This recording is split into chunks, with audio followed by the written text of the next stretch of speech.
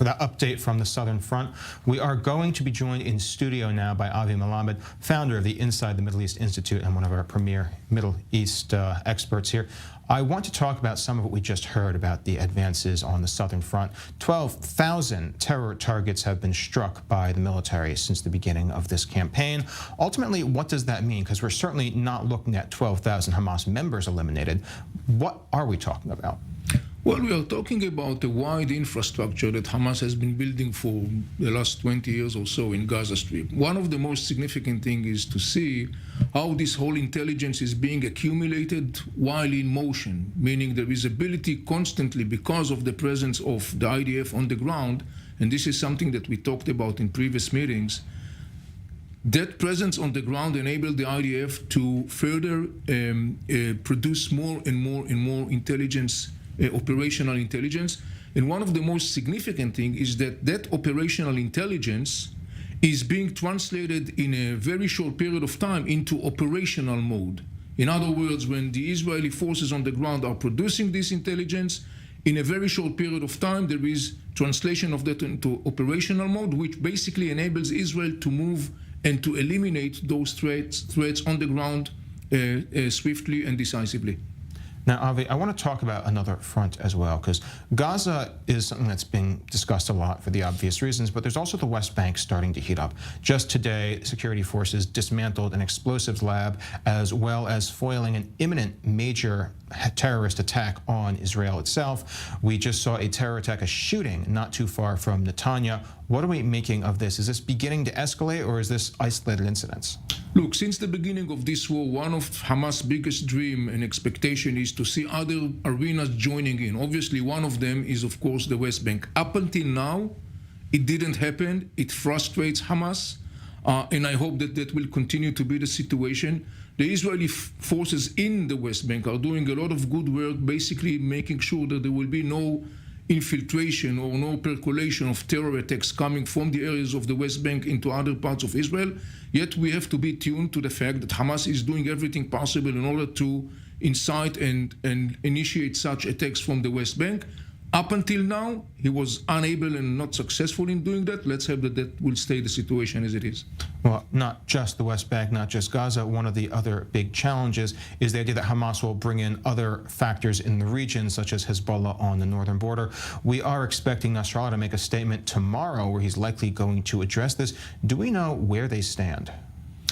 Well, you may remember, Ariel, that we talked since the beginning, and I was talking about Hamas, Hezbollah's and Iranian dilemma, and I was basically describing the dilemma of the Iranians whether to send Hezbollah to the war or not. That dilemma is still there, and that dilemma, to the best of my understanding, is increasing and deepening. And I think that I can read between the lines. There is a growing hesitation of Hamas, of Hezbollah and the Iranians to basically move in proactively in a full scale. There are different voices within this axis of the Iranian regime, what we call the axis of resistance. And in between the line, I'm hearing from sources in Iraq. Iraq is a very significant component in the sense there are Iraqi Shiite militias that are part of this axis. In the Hezbollah, in between the line, you hear voices of them that are criticizing Hamas because in a way they are saying to Hamas, you have conducted something unilaterally, you basically presented up with fait accompli, you presented a fact on the ground, you didn't really consult us, you didn't really coordinate with us, and now you are expecting us to go into the fight. These are voices that I hear, and by the way, these voices are actually addressing the growing, mounting disappointment, anger, and frustration of Hamas leaders who are saying to the Hezbollah, it's almost a month into this war, where are you? Why don't you join this war as we thought that you are going to do? So it's very interesting to see. Tomorrow, as you mentioned, is Nasrallah, the leader of Hezbollah, speech. There are different things coming around this issue. I don't hold my breath. I don't care what Nasrallah says. It's important to see what he'll do. This is the significant thing. And I want to actually bring this discussion to the northern border, where our correspondent Robert Swift is standing by to walk us through just what the developments on the ground there actually look like. So the skirmishes that have been taking place every day of the war almost essentially have been continuing. So far this morning it's been relatively quiet, with the last major incident being an exchange of fire in the eastern end of Israel's northern border. This was where Hezbollah fired a surface-to-air missile towards an Israeli drone, which is understood there was no hit there, and the Israeli military used its air assets to return fire at that squad, which made the attack. Now, it's worth noting that this appears not to be so much an escalation but an evolution in the tactics used by Hezbollah. Towards the beginning of the war, they were mostly just firing anti-tank missiles at civilian vehicles, at Israeli tanks when they could find those targets. But as the conflict has continued, as the IDF have essentially removed the civilian population from the northern border, and they've adapted to the tactics that Hezbollah are using, Hezbollah has itself begun to adapt and is making more use of mortar fire rather than just launching anti-tank missiles. It's backing these up with mortars at the same time, and it also appears to be making more use of these attacks against drones. This was the second attack against a drone this week, and as these drones are providing not just important surveillance for the Israeli military from the sky, there are also many of them weapons platforms. As these are essentially, this capability is curtailing Hezbollah's ability to operate on the border and its ability to attack IDF targets, and therefore it seems that Hezbollah is trying to remove that threat so that it can continue its operations against the Israeli military here on the border. And I'm going to thank you for that report from the front. I'm going to turn back to the studio now to Avi Melamed. We're just hearing how Hezbollah has focused their strikes on observation posts, on drones, on all kinds of surveillance equipment. Is there a legitimate concern amongst the Israeli security establishment that the ability to respond in the north is being curtailed, that our eyesight is being dimmed there? Well, one of the things that we talked about again, Ariel, was that we see this gradual escalation that the Hezbollah is initiating in the northern border, but yet he is not crossing a specific lines. That reflects the inner dilemma and hesitance within Hezbollah and the Iranian whether to join the war fully or not. One interesting thing about what happened up until now with all this skirmish between Hezbollah and Israel along the northern border, Hezbollah is very disturbed by the fact that Israel was many times able to intercept its anti-tank units before they were even able to launch the missiles. And there are voices within the Hezbollah that basically calls for the need to some kind of like reshuffling or rechanging the tactic on the ground. So that may explain what we just see in the last couple of days. Just the same, as of now, the Hezbollah is basically staying more or less in the same level of the skirmish that we saw up until today along the northern border. We'll have to see what will happen next following Nasrallah's speech. Israel, in any case, Israel's basic position towards the story of Hezbollah right now in the north and the story of the potential evolving of this war to the north should be very simple. Israel should be basing its operation on the ground and preparing itself to a scenario that maybe this whole thing is really expanding. Hopefully it's not going to happen, but from a military perspective, Israel must be on a full alert 24/7. And the Northern Front was something that was addressed by the IDF morning briefing, so let's take a quick listen to Daniel Hagari on that. In the north, we continue to attack Hezbollah targets along the border and eliminate enemy squads that try launch anti-tank missiles, rockets and mortar bombs toward Israeli territory. IDF forces also in the last hour attacked positions from which rocket launchers were fired in the direction of Mount Dov, Mount Hermon and other directions. We attacked several squads who also fired in the last hour. Tonight, a ground-to-air missile was fired at an unmanned aerial vehicle. The vehicle was not damaged and the squad was attacked. We continue to defend with high intensity the northern border and to attack from the air and on land any attempt to fire into Israeli territory. I'm going to turn back to the studio where Avi Melamed is still with us still.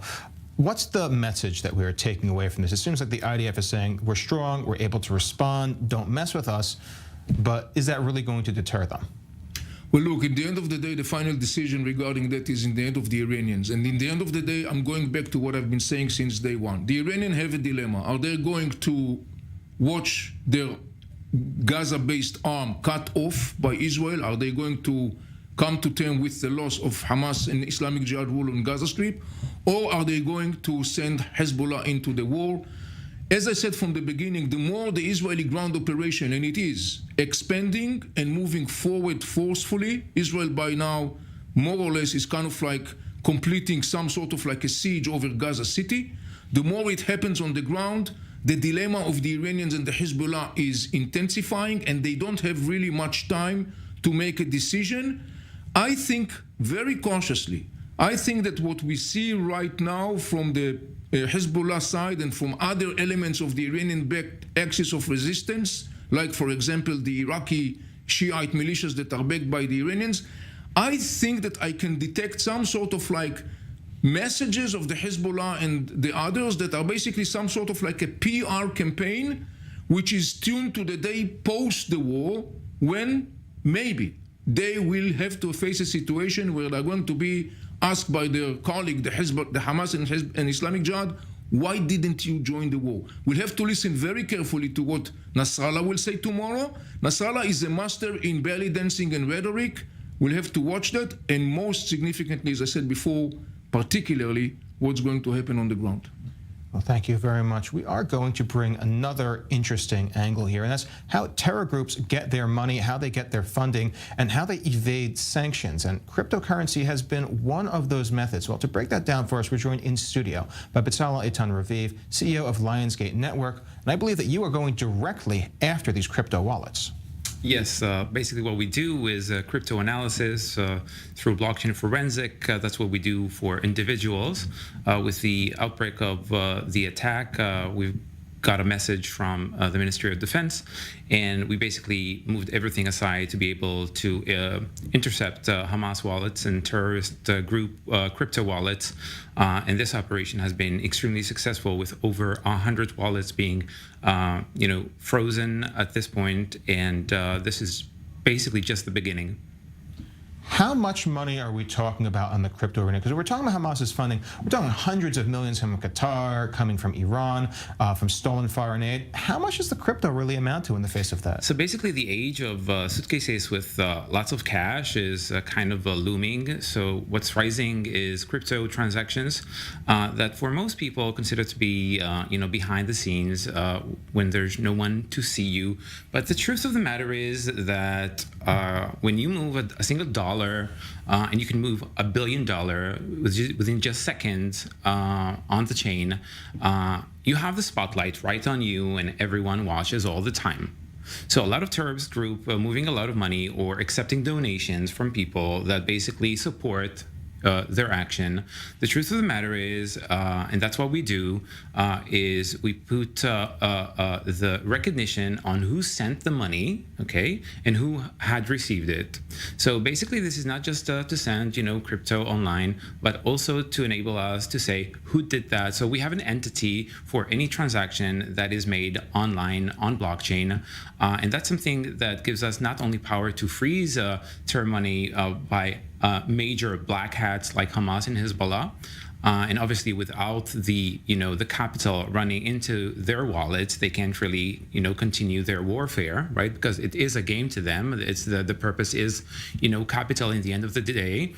So also to reveal the donors, which is also a very significant part, because they've enjoyed also the shadows, and we want to also offer them the limelight, right? People that donate money to terror organizations, according to France, a new regulation, and Germany, it's illegal.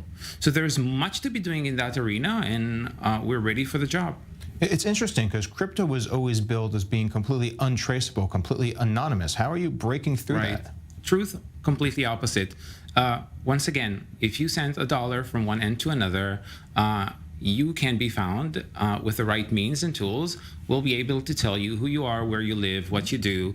That's forensic, and that's our expertise. Like I said, we do it for at Lionsgate Network. Up until now, we've done it for personal, individual people that basically got hacked, lost their money, various 13 scenarios.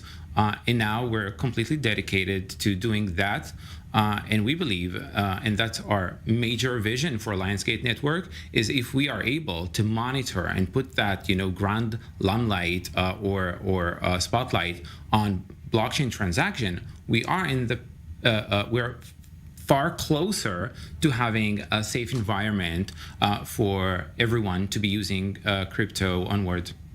You said you'd been reached out to by the Ministry of Defense here. Before this point, were you just an entirely private organization? Are you working? Right. We are a startup. We're just 13 months old, and we are very much, pumped to doing this job. It's our contribution to work with light and not with dark. And I think the world is completely confused with what's going on. There's a lot of ignorance happening in the world, and we want to kind of support it within what we know. And I think everyone, and that's a call out for everyone who is familiar with blockchain technology or forensic. It's their opportunity to rise up now and support what we do by basically contacting us and joining the journey to reveal as many terrorist group wallets and basically put a halt on that capital. This is a mission, this is not a solo performance, this is a concert, and there's so much to be doing in this realm right now, because this could lead the way to a better conclusion for all of us. From what I understand, there was an inability to acquire Bitcoin recently due to the war outbreak, the demand, cryptocurrency as a whole. How has this entire situation impacted the other users, not simply the terror groups? Well, I think a lot of people are looking at centralized tokens or the crown of the jewel, Bitcoin, as the way out of what we've witnessed in the past 10 years, where there's not so much trust with fiat money. It has been very difficult for people to be able to rely on governments to give actual value to capital, to money. And therefore, a lot of people have moved away from fiat to blockchain money, which is crypto, and mostly to Bitcoin. I mean, it's a vote of confidence by 5% of the entire world's money. Crypto money in total sum is valued at $1.2 trillion. So it says much about how people would like to be treated with their money, and obviously there are a lot of fluctuation, right? But people tend to understand that they prefer that fluctuation where they have their money in their wallet rather than having it with banks that have limitation that don't really support them to bank their money with them. I want to bring Avi back into the discussion here, because one of the things that we've been noticing this entire war is that it is very much a war being fought in the cyber realm, almost more than the physical realm. Is this the first true digital war, and what does that mean? Well, look, we've been engaged in a cyber war for some time now. In the war, you probably see some kind of like a jump in the level of this whole cyber war. And by the way, one of the things that the Iranian massively provided, both Hezbollah, Hamas, and others, is these advanced cyber capacities, including, to the best of my understanding, in the context of the Hamas orchestrated attack on Israel on October 7th. So the use of cyber war is something that has been around for some time now. Obviously, in such situation, it is making this significant jump, so speaking. And we all know this is the upcoming evolving thing, together with this whole issue of AI and other capacities that are being developed. Throw the same question back to you. I mean, what does it mean that we are in a generation of the digital battlefield? It means that we have to step up the game. We can't, remain in the shadow of what's happening, because we have a real world happening right now everywhere. This is not just on the ground. This is also in the backdrop of everything that we are familiar with, from social media to internet. Also with money, okay? So just to give an idea, imagine a world where you can actually, detect, target, and monitor money that is going to organization that all they can do with that money is to pump the next war. I mean, that is what we're looking at as a potential to what we're engaged with other leading companies in the world right now. It's a very interesting situation. It's a new war, a new generation, a new battlefield. Thank you both for being in the studio with us and helping us understand all these very different angles. For everyone else, we are out of time, but we will see you again at the top of the next hour.